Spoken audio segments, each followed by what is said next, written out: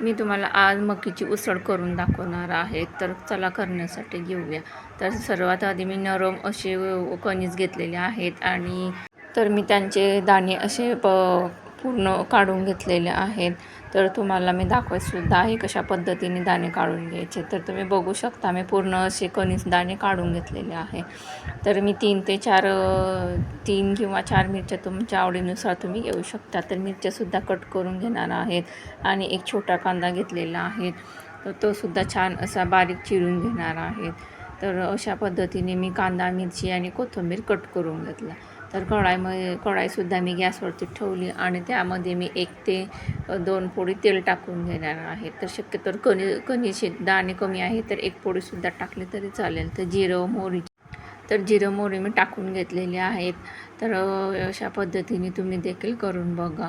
तर मिरची टाकून घेणार आहे सर्वात आधी. तर मिरची छान अशी होऊ द्यायची तेलामध्ये खरपूस आणि त्यानंतर जो कांदा मी बारीक चिरलेला आहे तोसुद्धा मी टाकून घेणार आहे. तर पूर्ण व्हिडिओ बघा जेणेकरून मकीची कणसाची उसळ कशी तयार करतात हे तुम्हाला समजू शकेल. तर थोडा मी कढीपत्तासुद्धा टाकणार आहे. तर कढीपत्ता टाकल्याने मकीच्या उसळला छान अशी चविष्ट चवी लागते आणि स्वादसुद्धा चांगला लागतो खाण्यासाठी. तर तुम्ही बघू शकता कांदा हा सोनेरी छान असा परतून झालेला आहे. त्याचबरोबर यामध्ये मी एक छोटा चमचा धनेपूड टाकून घेणार आहेत आणि अर्धा चमचा मी हळदसुद्धा टाकणार आहेत. तर हळद टाकल्यानंतर छान असं पूर्ण चमच्याच्या साहाय्याने एकजीव करून घेणार आहेत आणि त्याचबरोबर एक छोटा चमचा मी लाल तिखट टाकणार आहे. तर तिखटसुद्धा मी कमीच टाकले कारण की मी आधी 3 मिरच्या कट करून टाकलेल्या आहेत. तर थोडी तिखट होईल त्यासाठी.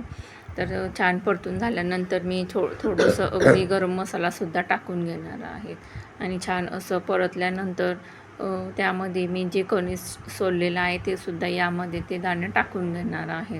तर दाणे टाकल्यानंतर पूर्ण असं चमच्याच्या साहाय्याने एकजीव करून घ्यायचं.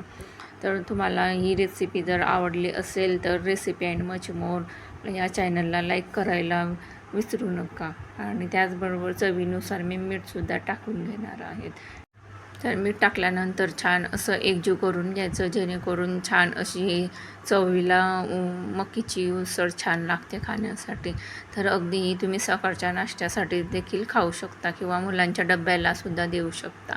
तर मी बारीक चिरून घेतलेला आहे कोथिंबीर. तर कोथिंबीर हा छान असा स्वच्छ धुवून घ्यायचा आणि त्यामध्ये टाकल्यानंतर कोथिंबीर टाकल्यानंतर मग उसळला छान अशी चवसुद्धा येते वेगळ्या पद्धतीची. तर थोडं मी झाकण ठेवून 5 मिनटं थोडंसं वाफवून घेणार आहे. तर तुम्ही बघू शकता अगदी अप्रतिम लागेल. तर थोडं मी त्यामध्ये अर्धी काप तर लिंबाचा रससुद्धा मी टाकून घेणार आहेत आणि टाकल्यानंतर एकजीव करून घ्यायचं.